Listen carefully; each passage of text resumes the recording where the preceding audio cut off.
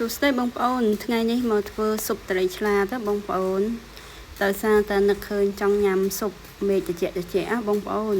អញ្ចឹងហើយក៏មានគ្រឿងផ្សំតិចតួចអត់បានគ្រប់មុខទេបងប្អូនឥឡូវមកអង្គុយបក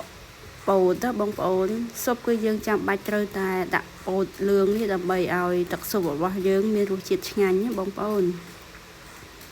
ហើយបន្លែយើងមានតែប៉ុណ្ណឹងបងប្អូនមានតែស្ពៃតឿស្ពៃបូកគោភ្លើងកែបហើយខ្ញុំប្រើទឹកដូងដើម្បីធ្វើទឹកស៊ុបបងប្អូនយើងដាក់ទឹកដូងមួយហើយខ្ញុំថែមទឹកជាបន្តិចដោយសារតែអត់ចង់ដាក់ទឹកដូងទាំងអស់បងប្អូនខ្ញុំដាក់ដូងក្អូបបើបងប្អូនដាក់ដូងធម្មតាក៏បានហើយឥឡូវយើងងាកមកធ្វើ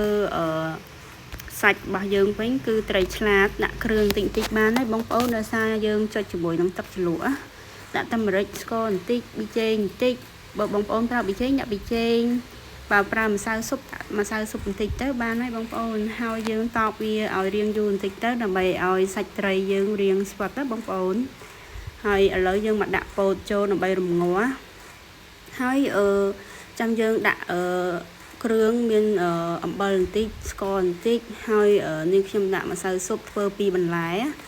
នេះគឺជាម្សៅស៊ុបដែលខ្ញុំធ្វើខ្លួនឯងបងប្អូនធ្វើពីបន្លែច្រើនមុខបន្លែធម្មជាតិអញ្ចឹងមានជាតិមិនបាច់ចំដាក់ដុំស៊ុបក៏បានដែរបងប្អូនដោយសារបន្លែច្រើនមុខខ្ញុំដាក់តាំងពីសារាយសមុទ្រផ្សិតខ្មៅជារួមមានបន្លែច្រើនទៀតបងប្អូនហើយឥឡូវយើងមកដាក់ត្រីឆ្លាតចូលបងប្អូនយើងលុញឬក៏ដាក់ដុំអញ្ចឹងទៅមកល្មមបងប្អូនចង់ដាក់ប៉ុណ្ណាក៏បានដែរបងប្អូនឥឡូវត្រីឆ្លាតរបស់យើងចាប់ដើមឆ្អិនហើយ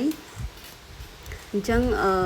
ពេលដែលរៀងឆ្អិនហើយទឹកស៊ុបរបស់យើងក៏ល្មមដែរយើងអាចដាក់បន្លែរបស់យើងបានហើយបងប្អូនបន្លែរបស់យើងមានប៉ុណ្ណឹងបងប្អូនហើយដោយសារតែមេឃត្រជាក់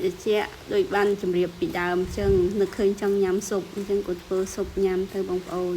និយាយរួមស៊ុបនេះងាយស្រួលបងប្អូនមិនបាច់រងាស់យូរទេឲ្យតែសាច់ត្រីឆ្អិន